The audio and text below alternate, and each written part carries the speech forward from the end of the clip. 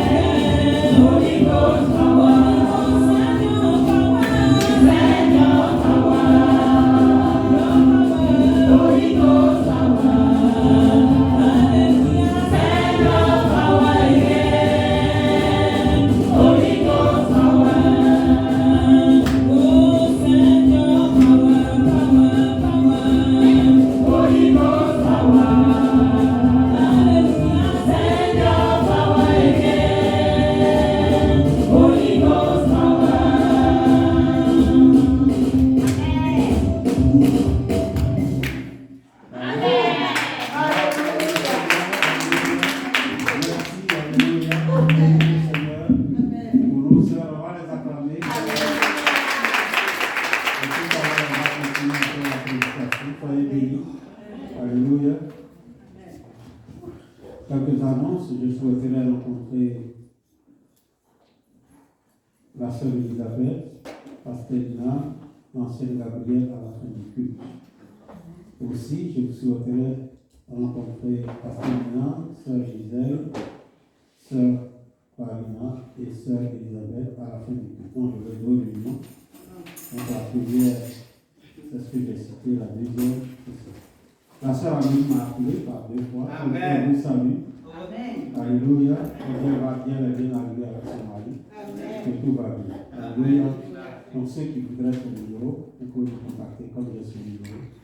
Alléluia. Comme elle ne pas appeler tout le monde. Si quelqu'un voudrait avoir du cellulaire, je vais te donner le numéro. Alléluia. Alors, chers frères, chères sœurs, le dimanche passé, j'avais annoncé que le Seigneur disait que c'était la fin de notre stress. Amen. Alléluia. Alors aujourd'hui, je vais parler du stress. Alléluia. Amen. Ce que je sais, c'est que notre Dieu, il est bon. Amen. Et tout ce qu'il a créé, il a dit à la fin, c'est bon. Alléluia. Et tout ce qui est bon, je ne crois pas que souffre de stress. Alléluia. Donc si nous souffrons de stress, ça veut dire quelque part il y a quelque chose qui ne va pas. Amen. Quelque part il y a quelque chose qui ne va pas. Amen. On va lire un passage souvent qui me rassure quand je suis dans les difficultés. C'est dans Psaume 30, verset 1 à verset 6. Le Psaume 30, verset 1 à verset 6. Nous y sommes.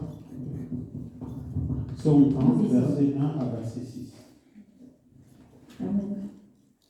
Cantique pour la dédicace de la maison de David. Je t'exalte, ô Éternel, car tu m'as relevé. Tu n'as pas voulu que mes ennemis se réjouissent à mon sujet. Éternel mon Dieu, j'ai crié à toi et tu m'as guéri. Éternel, tu as fait remonter mon âme du séjour des morts. Tu m'as fait revivre loin de ceux qui descendent dans la fosse. Chantez à l'Éternel, vous qui l'aimez. Célébrez par vos louanges sa sainteté. Car sa colère dure un instant, mais sa grâce toute la vie. Le soir arrivent les pleurs et le matin l'allégresse. Amen. Il dit quoi? Que chantez à l'Éternel, vous qui l'aimez. Ça c'est le verset 5. Célébrez par vos louanges sa sainteté. Et au verset 6, il dit, car sa colère dure un instant. Dieu ne garde pas la colère pour toujours. Voilà ce que David est en train de nous dire. Ça veut dire qu'il peut être fâché avec toi à 10 heures, et si tu te répands à 11 heures, il est d'accord avec toi. Alléluia. Il ne garde pas sa colère pour toujours, mais c'est sa grâce qui est pour toujours. Si Dieu t'a sauvé, il t'a sauvé pour toujours. Alléluia. Il n'y a pas de moitié de salut. Il n'y a pas de salut à 10 heures puis ça finit à 11 heures. Alléluia. Une fois que Dieu t'a sauvé, il t'a sauvé pour toujours. Mais ce qui est important, et que j'ai beaucoup aimé, il dit le soir arrivent les pleurs et le matin l'allégresse. C'est-à-dire quoi? Dans ton moment de détresse et de stress le soir, le matin, tu verras la gloire de Dieu, la joie de Dieu. Alléluia.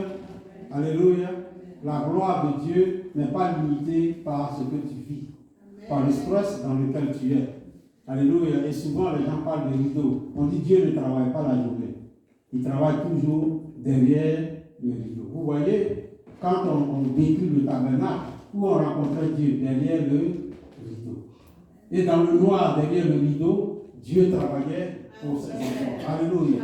Donc pendant que tu vis dans le noir, que tu crois qu'il n'y a pas de solution à ta situation, Dieu est en train de travailler. Alléluia. Et la journée, quand tu te lèves, la situation est résolue. Pourquoi? Parce qu'il était à l'œuvre la nuit. Alléluia. C'est pour ça qu'il dit que les pleurs viennent la nuit, mais l'allégresse vient le matin. Quel Dieu nous avons. Acclame ton Dieu. Alléluia. Acclame très fort. Quel Dieu est bon.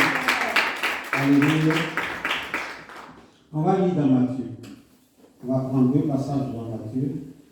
On va lire dans Matthieu 26 d'abord.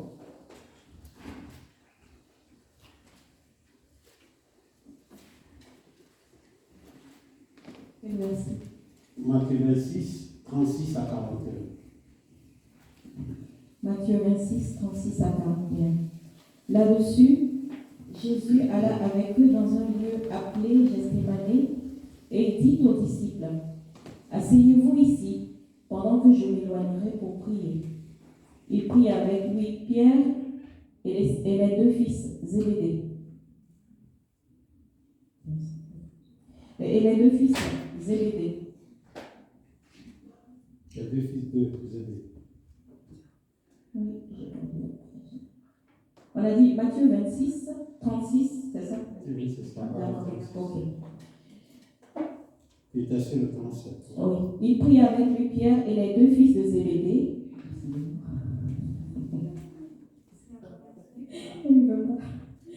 Et il commença à éprouver de la tristesse et des angoisses. Il leur dit alors, mon âme est triste jusqu'à la mort. Restez ici et veillez avec moi. Puis, ayant fait quelques pas en avant, il se jeta sur sa face et pria ainsi. Mon Père, s'il est possible que cette coupe s'éloigne de moi. Toutefois, non pas ce que je veux, mais ce que tu veux. Et il vint vers les disciples qu'il trouva endormis, et il dit à Pierre, vous n'avez donc pu veiller 1 heure avec moi? Veillez et priez, afin que vous ne tombiez pas dans la tentation. L'esprit est bien disposé, mais la chair est faible. Amen. Amen. Une chose que je remarque ici, c'est que quand nous lisons les évangiles, nous voyons que chaque fois que Jésus veut prier, il se retire des disciples. Il se retire des foules. Et il va seul se mettre devant le Seigneur, devant son Dieu, soit sur la montagne, soit quelque part pour prier. Mais ici, Jésus prend des gens pour dire, venez, vous allez m'aider à prier. C'est la seule fois dans la Bible que je vois que Jésus appelle des gens pour dire, venez avec moi et on va prier. Ça voudrait dire quoi? Que le stress et l'angoisse étaient à un tel point que Jésus même doutait de lui. Alléluia. Il a commencé même à douter de sa relation avec son Père. Même s'il connaissait la promesse. La pression était trop. Alléluia. Et comme la pression était trop, quand la pression est trop, la confusion commence à s'installer. Et le doute commence à s'installer. Une fois que le doute s'installe, le stress commence à prendre. Le stress, c'est un sentiment normal. C'est comme la peur. La peur, c'est un sentiment normal. Mais ce sentiment-là, quand il dure, c'est là que ce n'est plus normal. Amen. Sinon, chacun de nous a en lui ce qu'on appelle un sentiment de safety, c'est-à-dire la sécurité. Donc, quand tu vois le feu, automatiquement, il y a des hormones qui vont monter, qui vont t'amener à courir, à fuir le danger. C'est des choses qui sont en nous. Donc, le stress, il est en nous. Et il y a des études qui ont montré que les Africains sont très forts à cause de la manière dont ils sont accouchés. On dit que la manière dont les Africains accouchent fait que quand les enfants sortent, ils sont immunisés contre le stress. C'est une étude américaine. Aujourd'hui, on n'hésite pas comment on dit ça, à faire des césariennes pour prendre les enfants, on ne les aide pas. La césarienne n'aide pas l'enfant parce que l'enfant ne passe pas par l'étape où il doit maîtriser le stress. Alléluia. L'accouchement normal permet à l'enfant de maîtriser le stress. Parce que déjà, il est dans le stress. Un enfant qui ne sait même pas où il est, il doit pousser pour sortir. Alléluia. Il doit pousser pour sortir. L'enfant déjà vit le stress. Donc quand il sort, en même temps, il sort avec tout ce qui est hormone, tout ce qui est contre le stress. Donc le stress, c'est un sentiment qui est en nous. À un moment donné, quand les choses sont c'est trop sur toi, que tu ne sais plus ce qu'il faut faire, tu vas expérimenter le stress. Mais le stress est dangereux quand c'est une situation permanente dans laquelle tu évolues. Et on verra tout à l'heure quelles sont les situations qui vont nous amener à vivre le stress constamment. Parce qu'une fois que tu vis le stress constamment, tu vas tomber dans la dépression. D'abord dans la détresse, après la détresse, la dépression, et ainsi de suite. Tu vas commencer à prendre des médicaments. Une fois que tu commences à prendre les médicaments, ça devient dangereux pour toi. Alléluia. On va lire un autre passage. Donc ici, nous voyons que Jésus même, qui est Dieu, il était confronté à une situation qui a amené Jésus à dire, je suis dans l'angoisse et je suis stressé. Pourquoi Jésus devait prendre la décision la plus grande de sa vie? C'était quoi? Ou il sauve l'humanité, ou il refuse de sauver l'humanité. Il avait le destin de l'humanité dans sa main. Et prendre une telle décision amène toujours le stress. Donc le stress n'est pas aussi négatif que nous pensons. Il y a un stress qui est positif. qui va t'amener à agir. Alléluia. Donc il devait prendre une décision capitale. C'est pourquoi le Père l'a envoyé. Il était arrivé maintenant au bout. Mais Jésus voyait que c'était très dur. Fallait-il continuer? Fallait-il abdiquer? Il était dans une situation assez compliquée. Et une telle situation amène le stress. Il est angoissé, il est stressé. Alléluia. On va lire dans 27, Matthieu 27, si tu peux continuer, 44 à 61.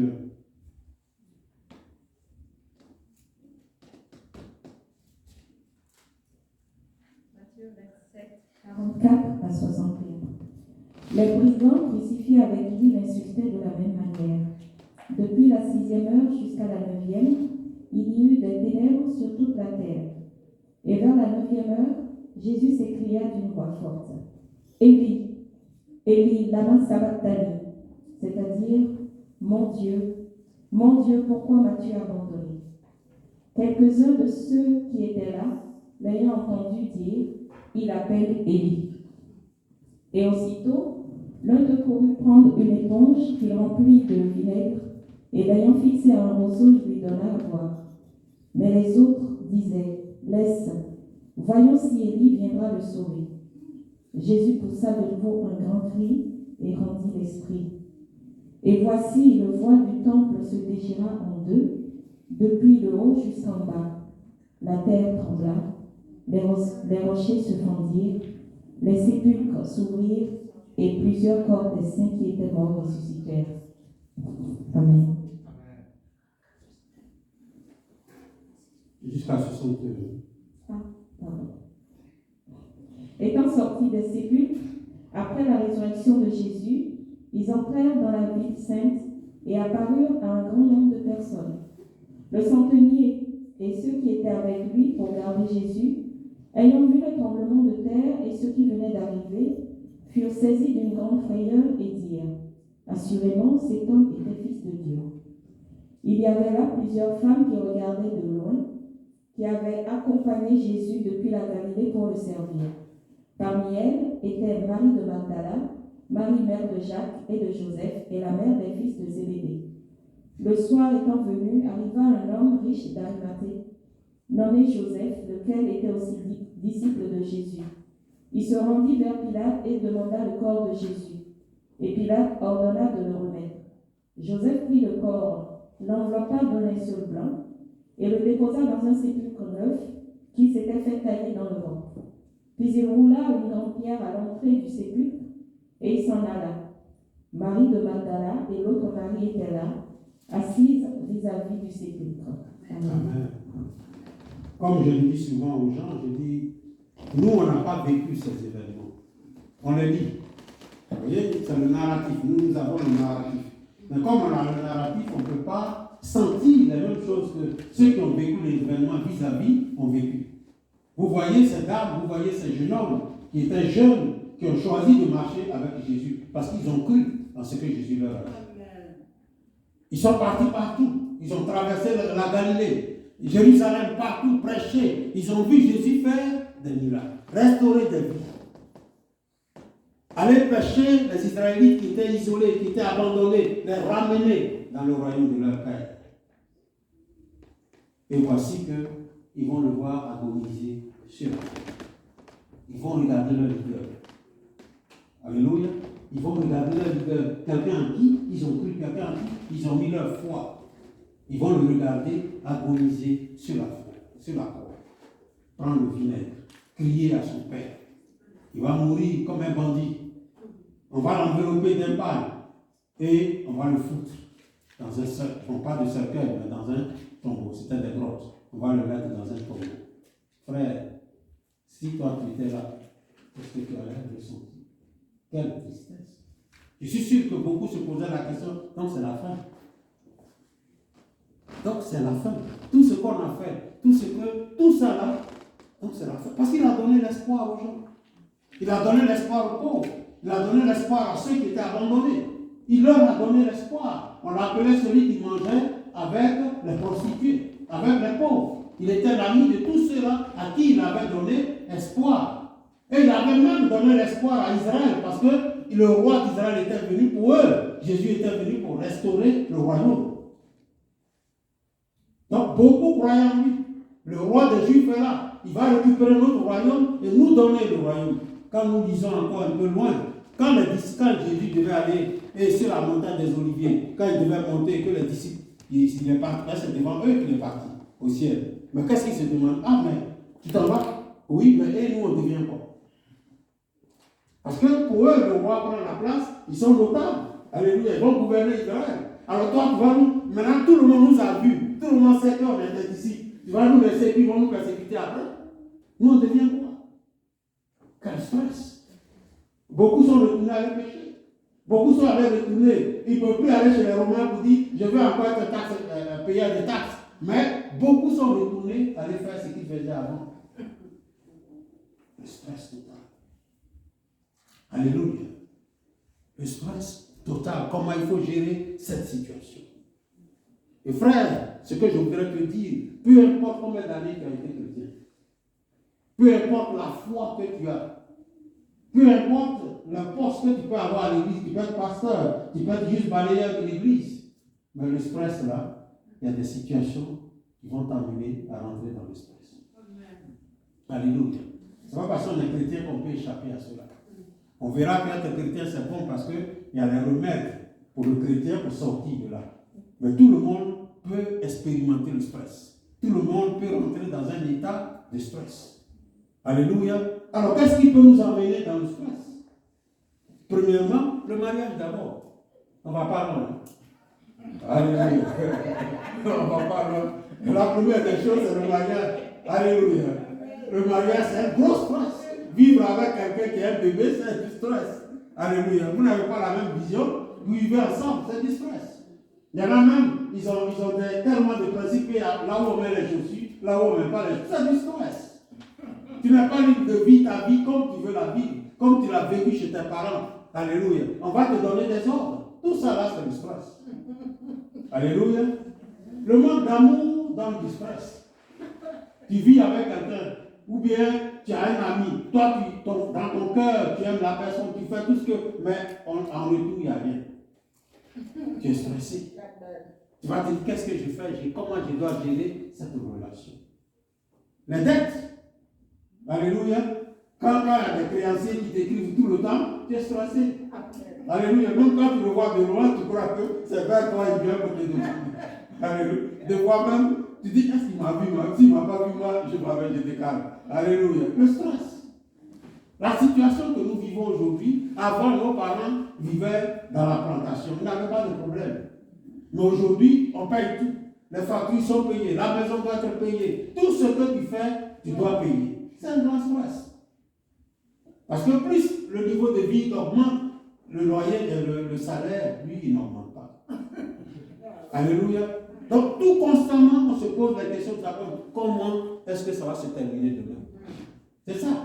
Le stress, c'est se poser des questions sur l'avenir. Je ne sais pas ce que l'avenir peut être demain. Alléluia. Je ne sais rien. Constamment dans le stress. Même le transport public, c'est du stress. Le bus est bondé. Le métro est bondé.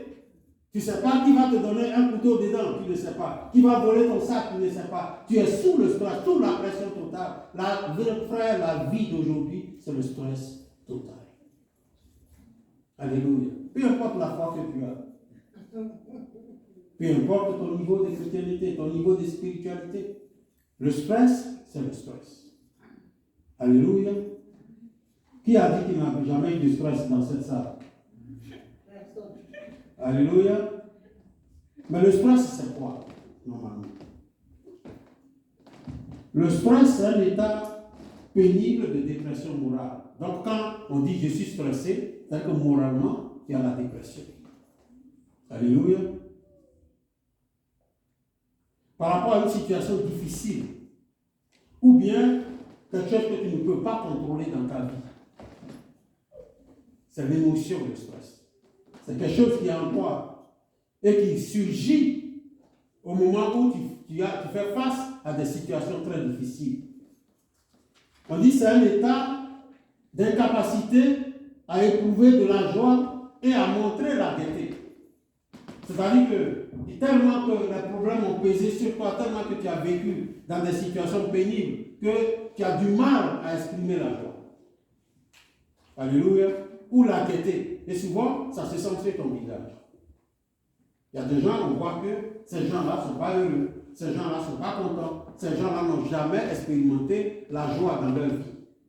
C'est toujours le stress et la dépression.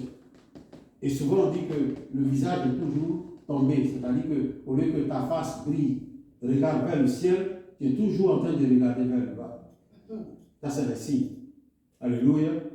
Toujours vers le bas, toujours les yeux qui sont vers le bas. Tu ne peux pas lever les yeux pour regarder quelqu'un. On dit ça traduit les traits de visage affaiblis et affaissés. Le stress traduit les traits du visage qui sont affaiblis et qui sont affaissés. On dit ton regard est sans éclat. Alléluia, il n'y a pas d'éclat dans le regard. C'est un regard qui est sombre. Ça veut dire que tu es sous le stress ou dans la dépression. C'est une émotion négative qui s'installe en nous quand nous perdons quelqu'un ou nous perdons une situation. Donc, par exemple, quand je perds quelqu'un, je suis proche d'un ami, je suis proche de quelqu'un et je perds la personne, il y a l'émotion négative là, c'est ça qui m'amène dans le stress. Et je peux perdre mon boulot, par exemple. Donc, c'est une perte d'une situation, je perds quelque chose, ça m'amène dans le stress. C'est des questions aussi qu'on se pose sur la vie. Alléluia. Donc, quand je me pose, il y a des gens, ils sont là, ils vont toujours se poser des questions sur la vie. Quand tu es cette personne-là qui te pose souvent des questions sur la vie, et surtout, la Bible dit ton passé. Il y a des gens, ils sont là, une fois qu'ils sont seuls, leur cerveau tourne. La pensée commence à tourner. Mais la pensée va interroger le passé. Pourquoi ça s'est arrivé? Pourquoi j'ai fait ceci? Pourquoi je ne suis pas à ce niveau? Pourquoi ceci? Pourquoi cela? Et ça tourne. Mais ça te rend triste. Alléluia.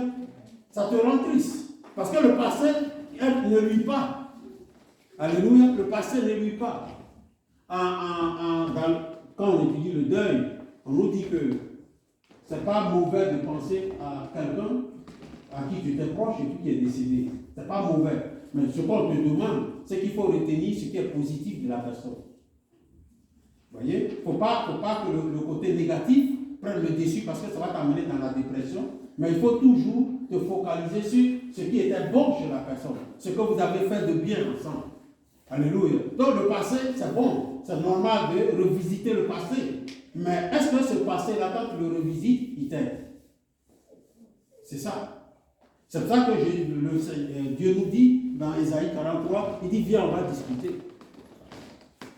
Il dit viens, on va discuter. Parce que ces choses-là, ça nous fatigue. Ça nous travaille. Mais on n'a pas de solution. Personne n'a une solution à son passé. Alléluia. Personne. Il n'y a pas quelqu'un qui a une solution à son passé. C'est vrai qu'on dit que le passé nous aide à construire l'avenir. Alléluia.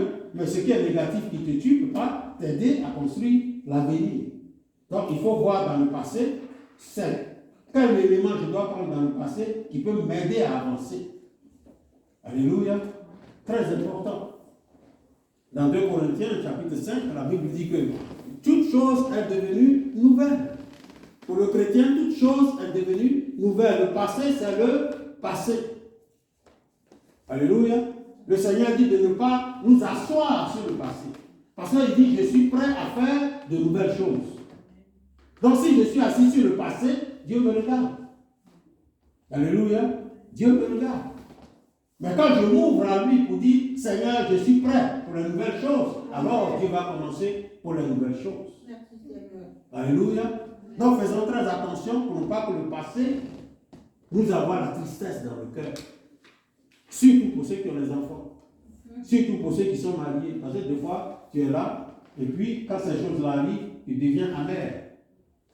Alléluia. On ne sait pas d'où ça vient. L'autre ne sait pas d'où ça vient. Donc il ne peut pas te comprendre. Ou bien il ne peut pas te comprendre. Mais c'est toi qui vis ces choses-là en toi. Alléluia.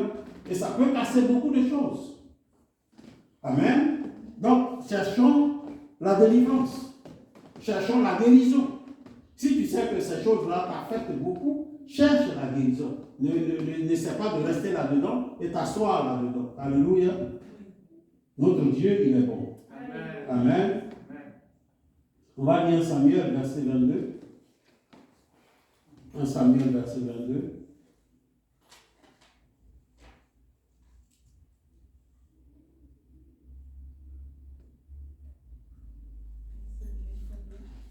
Samuel 22, verset 1 à 3. Samuel 22, 1 à 3. David partit de là et se trouva dans la caverne d'Adulla. Ses frères et toute la maison de son père la prirent et ils descendirent vers lui. Tous ceux qui se trouvaient dans la détresse, qui avaient des créanciers ou qui étaient mécontents, se rassemblèrent auprès de lui et il devint leur chef. Ainsi se joignirent à lui environ 400 hommes. De là, David s'en alla à Mitzpé, dans le pays de Moab. Il dit au roi de Moab, « Permets, je te prie, à mon père et à ma mère de se retirer chez vous, jusqu'à ce que je sache ce que tu feras de moi. » Amen, on va s'arrêter là. Le verset qui nous intéresse, c'est le verset 2. Il dit, ses frères et ses soeurs, ses frères et toute la maison de son père la prirent et descendirent vers lui. Verset 2. Tous ceux qui se trouvaient dans la détresse, qui avaient quoi? Des créanciers ou qui étaient mécontents. Alléluia. Tous ceux qui se retrouvaient dans la détresse, amen, et c'était des gens qui avaient des créanciers et puis qui étaient mécontents. C'est ces gens-là que David va prendre pour aller en guerre. Vous comprenez? Si tu es mécontent contre la société, on peut te manipuler facilement. On te prend pour aller en guerre. C'est ce que David a fait ici. Tu veux te venger contre la société. Ton cœur bout. Alléluia. On nous dit ici que les créanciers, tous ceux qui devaient, ils voulaient que tous finissent en même temps. Alléluia. Ça peut nous conduire à prendre des décisions dramatiques. Alléluia. Ça peut nous conduire à des décisions dramatiques. La tristesse vient toujours d'une situation de déception, une situation de manque. Quand je suis dans une situation de manque, par exemple, si on a ici, si tu ne décides pas de jeûner et que 3 jours tu n'as pas mangé, frère, le stress, la déception de ne pas avoir quelque chose à manger va te plonger dans la détresse. Alléluia. Quand on perd contrôle d'une situation, il y a des gens qui sont méticuleux dans leur vie. Ils rangent les choses, ils sont méticuleux. Quand une situation leur échappe, directement, ils sont stressés. Directement, c'est la détresse. Alléluia. La vie n'est toujours pas ce qu'on souhaite. Amen. La vie n'est toujours pas ce qu'on souhaite. Alors si on veut être parfait, sachez que nous-mêmes, on met beaucoup de pression sur nous. Alléluia. Il faut te relaxer dans la vie. Nous avons parlé du cas de Anne la semaine dernière. Anne avait un gros problème. C'était quoi? C'est qu'elle était mariée, son mari elle-même, elle n'avait pas d'enfant. Et sa rivale avait beaucoup d'enfants. Alors, elle aussi, elle voulait donner un enfant à son mari. Et elle s'est mise dans une position de détresse. Chaque fois qu'elle allait à Silo, c'était « Seigneur, je veux un enfant. Seigneur, je veux un enfant. » Alors, une telle femme, est-ce qu'elle peut vivre la joie du mariage? Non. Elle ne peut pas vivre la joie du mariage. Je comprends pour une Africaine. Parce que les beaux-parents, tous ceux qui ne pouvaient pas mal te parler, commencent à mal te parler, alors que c'est toi qui prépares pour leur donner à manger. Tout ça, ils ne reconnaissent pas. Donc, je comprends. Mais, dans le cadre de notre message, je dis que on se met un stress sur le dos comme ça. Parce que c'est Dieu qui fait les choses. Alléluia. On verra tout à l'heure que quel que soit tout ce qu'on va faire là, ce que Dieu dit c'est pour toi, c'est pour toi. Amen. Alléluia. Amen. Ce que Dieu a dit c'est pour toi là, c'est pour toi. Donc quel que soit le stress que je vais créer, la dépression que je vais créer sur moi, si Dieu a dit non, c'est non. Alléluia. Si Dieu a dit non, c'est non. Nous savons aussi le cas de Saül. Saül était tellement pressé. Quelqu'un qui va chercher l'âme de son père. Il n'a pas opté pour être, il ne cherchait pas une position de roi. Et dans la foulée, Dieu te choisit. Et il envoie Samuel et on va te prendre comme roi. Et on te donne une date pour dire, à telle date-là, on doit le faire. Mais comme l'homme de Dieu t'a, lui-même il allait faire ses sacrifices. Parce que le peuple le calme. On veut un roi, on veut un roi, on veut un roi. Souvent c'est ça aussi. Quand tu aimes écouter trop à l'extérieur, ça a beaucoup de pression sur toi. Et vers la fin, Dieu l'a rejeté. Alléluia. Et quand Dieu l'a rejeté, qu'est-ce qui s'est passé? Un mauvais esprit est rentré en lui. Il vivait un stress total. C'était un roi qui n'avait pas la joie, qui n'avait pas la paix. Quand tu lis l'histoire de Saül, il était triste. Un roi triste parce que Saül savait en lui-même que Dieu n'était plus avec lui. Et nous allons voir que beaucoup de pasteurs, beaucoup de prophètes, beaucoup de serviteurs de Dieu, quand ils savent que l'Esprit de Dieu n'est plus là, c'est là qu'ils s'en vont pour entaser le peuple. Ils vont aller faire des alliances bizarres. Parce qu'ils savent. Mais quand ils vont à la maison, ils sont tourmentés. Alléluia. Je vous ai un peu donné le témoignage du prophète en Ukraine, chez qui j'étais parti. Je me dis, mais comment il va se sentir qu'une sirène te visite chaque nuit? Comment tu vas te sentir? Pourtant tu es marié. Mais une sirène qui te trouve dans ta chambre. C'est une double vie.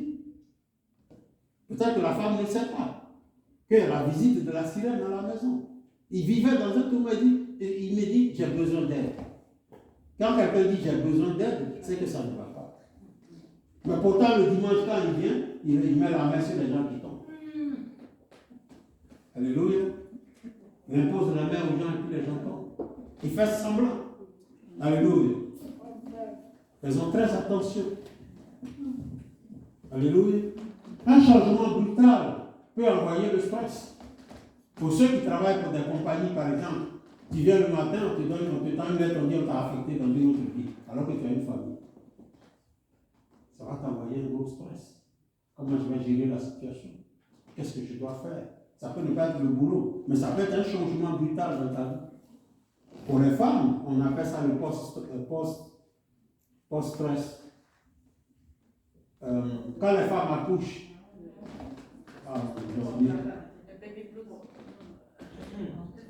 non, il y a certaines femmes qui, quand elles accouchent, il y a le stress. Voilà, post-natal stress. Et souvent, on lui enlève l'enfant à un moment, parce qu'elle ne peut pas s'occuper de l'enfant. Alléluia. Mais généralement, je me pose la question de savoir, est-ce qu'au départ, cette femme-là voulait de ses enfants-là? C'est la question que je me pose. Si l'enfant, ça n'a rien à voir. Amen. C'est le vide. Quand on sort l'enfant, ton corps change, tu ne te retrouves plus en fait. Amen. Donc, le stress, je veux dire que le stress, il est au milieu de nous tout le temps. Alléluia. Un passé douloureux. Alléluia. Un passé douloureux peut envoyer du stress. J'ai partagé avec quelqu'un, je ne sais pas si c'est dans cette salle ou bien quelqu'un. Il y avait à Londres un jeune Ivoirien qui était allé, il a trouvé une jeune fille en Côte d'Ivoire. Il dit que la fille lui plaisait, il ne la connaissait pas. Et il a envoyé à Londres pour la marier. Quand la fille est venue, elle allait prendre quelqu'un d'autre. Après, je crois, 2 mois, 3 mois. Quand on lui parlait, il dit, ah, mais si on était au pays, est-ce que ça, c'est l'homme que moi j'avais regardé? On lui dit, mais comment toi tu veux? Mais le monsieur, il dit, il conduit une voiture et il prend l'autre côté de la. Il prend l'autre côté, il cogne, il peut, les poteaux. On lui dit, il ne faut plus conduire parce qu'il se retrouve. Il avait tellement aimé la fille qu'il est rentré dans une dépression totale. Et il a dit à la fille, je rentre au pays, je reviens, on verra. Quand il allait au pays, il a fait 2 mois, quand il est revenu, la fille est décédée. Vous voyez où ça peut amener l'homme? Alléluia. Où ça peut amener l'homme? Donc un passé douloureux. Alléluia. L'isolement. Beaucoup de choses que nous vivons chaque jour, on ne fait pas attention. Mais il y a beaucoup de choses que nous vivons, il y a beaucoup de réactions que nous avons qui viennent du stress ou bien de la détresse. Amen. Alors, comment en tant que chrétien, nous devons sortir de là? D'abord, le stress, je voulais souligner une chose, le stress peut avoir un impact négatif sur nos vies. Alléluia. Ça peut te voler ta vie. Parce que tu ne vis plus. Alléluia. Donc le stress peut te voler ta vie. Il n'y a plus de réjouissance, il n'y a plus de... Tu ne vis pratiquement plus. Tu ne te reconnais même plus. Il y en a qui perdent la joie de vivre. Alléluia. Donc ça peut t'amener à perdre la joie de vivre.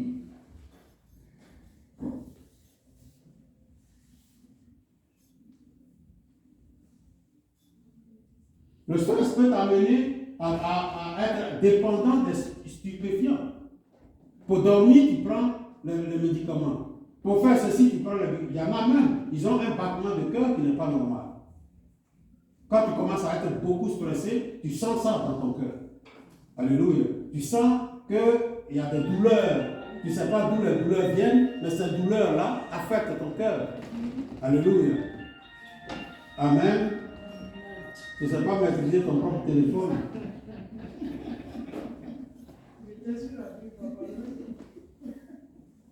Alléluia. La musique. Il y en a qui aiment la musique lourde. La musique, on appelle ça métal, musique de métal. Amen. Tout ça là, c'est pourquoi? C'est pour diminuer la douleur de la stress, du stress qui est en toi. Alléluia. Donc faisons très attention, ça peut nous voler notre vie. Ça commence toujours doucement, mais quand tu ne prêtes pas attention, au fur et à mesure, ça s'installe et puis ça te pourrit la vie. Alors comment, en tant que chrétien, nous devons sortir de là? On va lire dans Habakkuk chapitre 3, verset 18 à verset 19.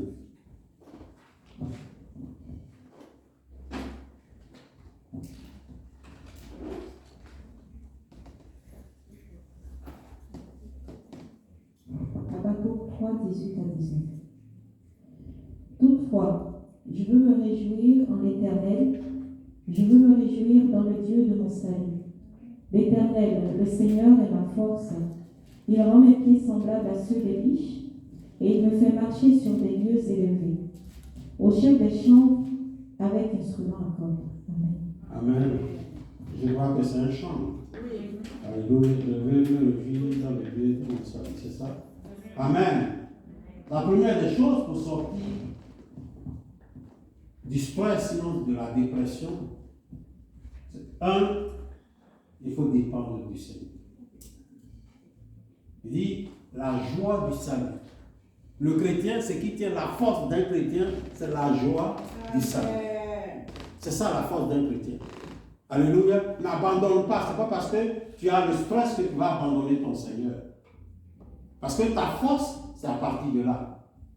Quel que soit ce qui se passe dans ta vie, accroche-toi au Seigneur parce que c'est lui qui fait ta force. Amen. Alléluia. Amen. Deuxième élément, il faut éviter la solitude. C'est dangereux quand on vit le stress, quand on vit la détresse, de se retirer des autres. Et généralement, l'ennemi, quand il veut avoir les chrétiens, c'est ce qu'il fait. Il va créer une situation où tu vas te retirer des autres frères. Or, la Bible dit quoi? Que quand nous sommes ensemble, c'est bon. Ça veut dire quoi? Ça veut dire que l'onction collective, l'onction qu'on est ensemble là, c'est une onction qui guérit les cœurs. C'est une onction qui envoie la joie dans les cœurs. Donc, il ne faut jamais t'isoler quand tu es dans le stress. Amen. Alléluia. Il ne faut jamais t'isoler. Il faut chercher un cœur joyeux. Moi, quand j'étais en terminale, j'étais malade. J'étais à Séguéla, pour ceux qui connaissent la Côte d'Ivoire, et je vivais chez un Français. Je ne sais pas si lui, il avait connu le stress, ou bien la dépression, ce genre de choses. Et s'il avait connu ça avant. Mais j'étais malade, souvent j'étais malade, j'avais mal à la tête. Tout le temps, j'avais mal à la tête. Il dit, je sais ce qui va te guérir. Et donc, tous les week-ends, il m'amenait à Mans. On allait grimper les montagnes de Mans. Après, on allait, il y avait, comment on appelle ça, les restaurants qui sont en dehors de la ville. Il y a un nom là. Et tous les Européens là, se réunissaient là-bas. Donc, on se réunissait en grand groupe. Bon, moi, je ne savais pas danser, je n'aimais pas ça. Mais il m'amenait en boîte. Et je le suivais partout. Il dit, il faut réjouir ton cœur Et tu vas voir que les maux de tête vont passer parce que tu penses trop. Alléluia. Il a fait ça pendant une année. Et j'ai eu le bac. Et jusqu'à aujourd'hui, mal de tête, tout ça là, je ne sens plus ça. Alléluia. Donc quand tu penses trop, c'est pas bon. Amen. Cherche à réjouir ton cœur. Là où il y a la joie, là où on rit, là où va. Le rire, c'est le médicament d'un bon cœur. Amen. Le rire soigne le cœur. Il ne faut pas toujours te mettre dans des situations d'angoisse et de stress. Ce n'est pas bon pour le cœur. Alléluia. Donc ne t'isole pas. Attends, c'est pour ça que la louange à l'église, c'est une bonne chose. Et on pense que les chrétiens devaient vraiment danser à la gloire. Parce que quand tu viens danser tout ça là, c'est tout ce stress-là qui s'en va aussi. Alléluia. Le stress de la semaine, tu viens le dégager. C'est vrai que tu loues le Seigneur. Tu ne viens pas pour dégager le stress, mais au moins, il y a un aspect positif là-dedans. Tu as le Seigneur et le stress s'en va. Alléluia. Alléluia. Donc c'est très important. Quand tu viens dimanche à l'église, défoule-toi. Chante. Là, chante, comme on dit là, à haute voix. C'est ça, à haute voix. Chante à haute voix. Ton vocal doit monter. Tout ça là, ça t'amène à te défouler. Et ça dégage tout ce qui était négatif en toi. Alléluia. C'est très, très important. Il ne faut pas t'isoler, mon frère. Le manque d'amour, on a dit que ça amenait le stress. Donc, il faut aimer. Il faut te faire aimer. Il faut aimer aussi. Alléluia. Aime à fond. Alléluia. Et il faut te faire aimer. C'est très important. L'amour guérit le cœur. Alléluia. L'amour guérit le cœur. Va de temps en temps au restaurant. Alléluia. Surtout ici, là, c'est tellement beau. Là, Paris, il y a des petits bateaux. Prends ta famille, allez sur un bateau. Promenez-vous. Allez prendre de la glace. Allez dans un parc marcher. Tout ça là, ça guérit le cœur. Alléluia. Ça fait qu'on ne pense pas régulièrement à ce qu'on nous a fait hier. Alléluia. Et pour le chrétien, le pardon, il est très important. Pour ceux qui ont expérimenté la colère, vous voyez, quand tu es en colère avec quelqu'un, chaque fois que tu le vois, ton cœur bat tu boues, tu veux mal lui parler, après tu dis non, j'ai le Saint-Esprit, et puis tu es là, il y a une bataille entre vous deux. Alléluia. Il y a une bataille, tu ne sais pas ce que tu as fait, puis tu boues, et puis tu suppresses ça, mais tu vas dormir là, tu vas éclater. Alléluia. Tu vas éclater. Il faut pardonner. Alléluia. Le pardon est un remède pour le cœur. Comme la Bible nous dit dans Proverbe 16, je crois, que le rire est un remède pour le cœur. Apprends à rire si tu ne sais pas rire. Voilà, il dit que quand tu as le stress, il dit que tu as le visage affaissé. Alléluia. Oh, le rire remonte ton visage. Alléluia. Le rire est un maquillage. Alléluia. Dis à ton voisin, le rire est un maquillage. Alléluia. Ça remonte ton visage. Ça fait éclater tes yeux. Alléluia. Alléluia. Apprenons à rire. Amen. On se bat si demain Dieu permet que nous allons notre salle. Il y a des samedis où on aura des théâtres. Entre nous. Alléluia. Il faut rire, il faut rigoler. Ce n'est pas parce qu'on est chrétien qu'on a le Saint-Esprit qu'on doit oublier de rire. Alléluia. Entre nous, on doit se taquiner, on doit manger ensemble. On doit, tout ça là, la communion fraternelle, c'est ce qui maintenait les chrétiens ensemble. Alléluia. La communion fraternelle. C'est très important. Ne t'isole pas, mon frère. Alléluia. La prière. Il faut être quelqu'un qui prie beaucoup. Parce que ça aide aussi dans le stress. Alléluia. La prière te permet à tout confier au Seigneur. Alléluia. La prière te permet à tout confier au Seigneur. Ne réagis pas selon tes propres sentiments, mais confie tout au Seigneur. Alléluia. Et la louange et l'adoration. Aime la louange et l'adoration. Alléluia. Il faut aimer la louange et l'adoration. Ça t'aide à te relaxer. Alléluia. À chasser tout ce qui est la mauvaise pensée. Parce que ce sont les mauvaises pensées souvent qui nous conduisent à cette situation-là. Et en dernière position, il y a des gens qui ont ce que j'appelle des idées démesurées. Alléluia. Ils ont des ambitions démesurées. Il ne faut pas avoir dans la vie une ambition démesurée parce que tu seras déçu. Quand on était encore au lycée, qu'est-ce qu'on nous disait? On dit qu'on te donne un devoir, il faut commencer par ce qui est difficile. Parce que si tu commences par la question qui est difficile, tu vas perdre tout le temps là-bas, et la question qui était facile, là, tu n'as pas le temps de les faire. Donc, ce qu'on te demande, fais tout ce qui est facile là d'abord, et maintenant termine par ce qui est difficile. Au moins, peut-être qu'avec ce qui est facile, tu as déjà la moitié des points. Alléluia. Si tu as un peu de l'autre côté, ça complète. Mais tu seras déçu quand tu commences par ce qui est difficile. Alléluia. Donc, souvent, nous avons des ambitions, et au lieu de faire pas à pas, grimper pas à pas, on croit qu'on peut arriver en haut là-bas tout d'un coup. Et quand on n'y arrive plus, on est découragé. Alléluia. On est stressé et on est découragé. C'est important, frères et sœurs, d'aller pas à pas dans la vie. Alléluia. Tu pousses un pas, tu pousses l'autre pas, tu pousses l'autre pas. Le plus important, comme je le disais dans l'un de nos enseignements, c'est que la première matière première que tu as, c'est toi-même. Alléluia. Tu es ton premier employeur, tu es ton premier employé, tu es ta propre matière première.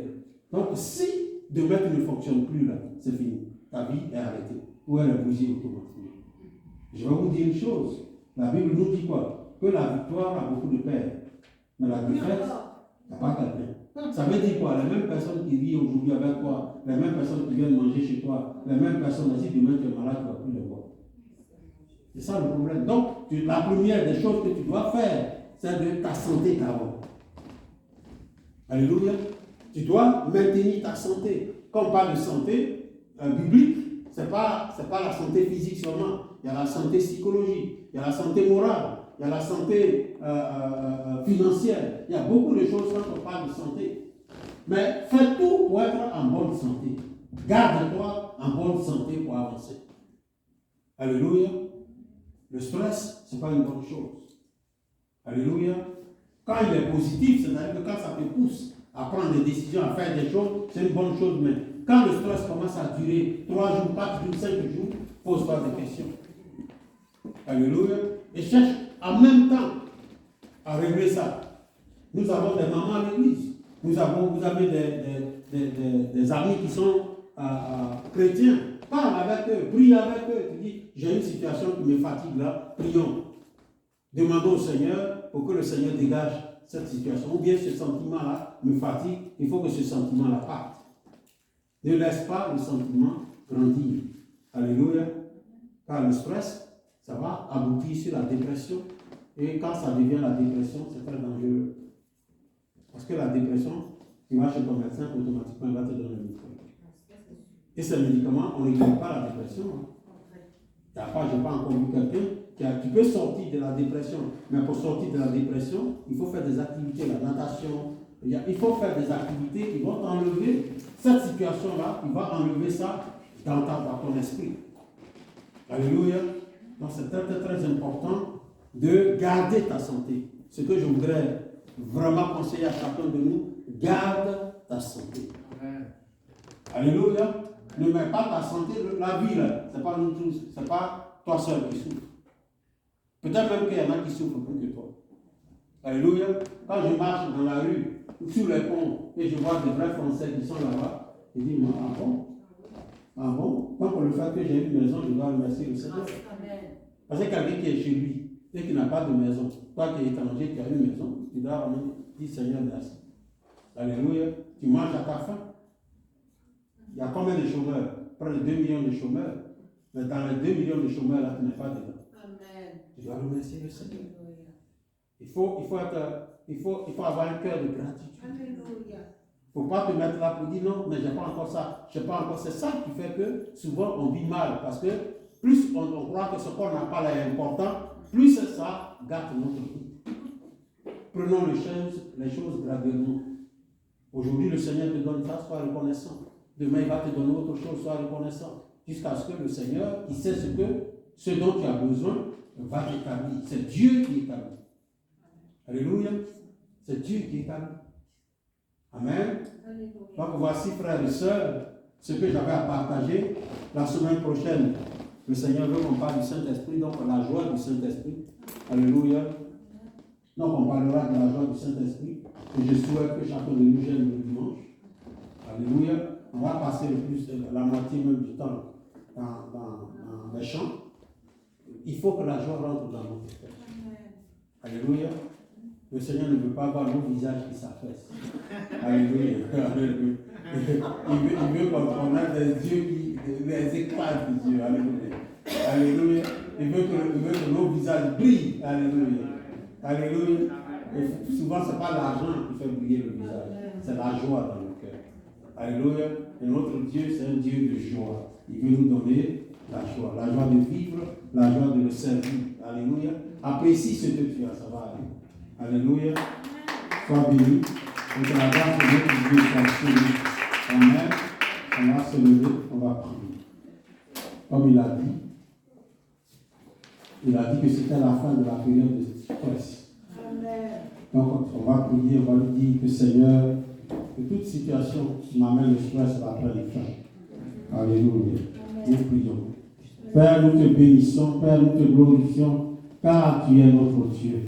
Merci encore, Père, ce dimanche. Toi qui nous aimes, toi qui es toujours avec nous, Père de gloire, si tu nous as parlé du stress et de la détresse, c'est parce que, Seigneur, tu sais que beaucoup parmi nous traversons ces situations. Père, nous venons vers toi encore une fois pour dire, nous voici, Seigneur.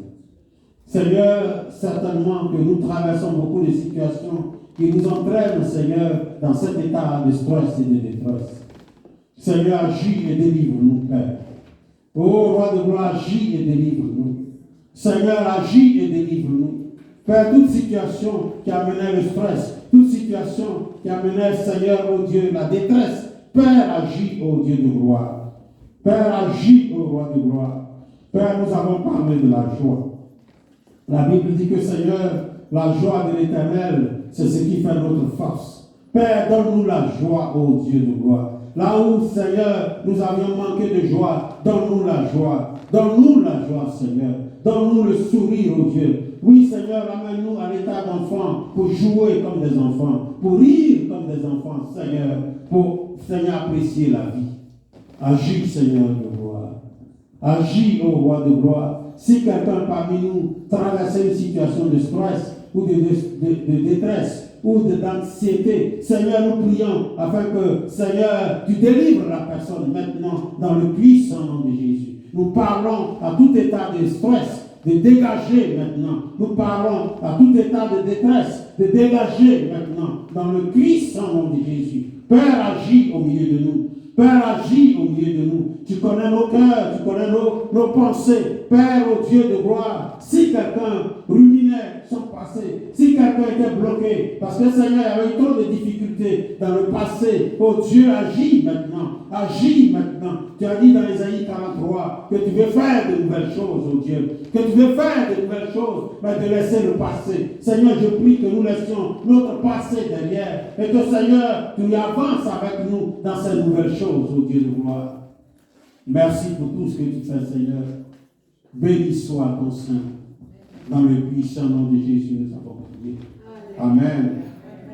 Le mot passé revient souvent. Je ne sais pas si quelqu'un ici, ton passé te bloque souvent. On va prier pour toi. Ça revient souvent, le passé. Tu viens devant, on va prier pour toi. On va briser le passé. Alléluia.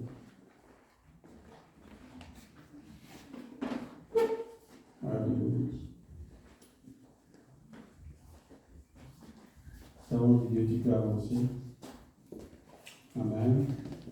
Tu es dans le rang aussi de lui. Tu viens poser la main. D'accord. Voilà. Alléluia.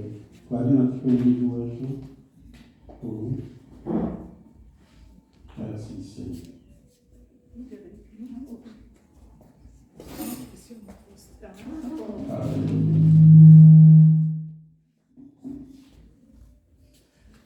Le chant, le passage qu'on a vu tout à l'heure, peut-être je veux le juif, je veux le juif. Tu le connais? Alléluia.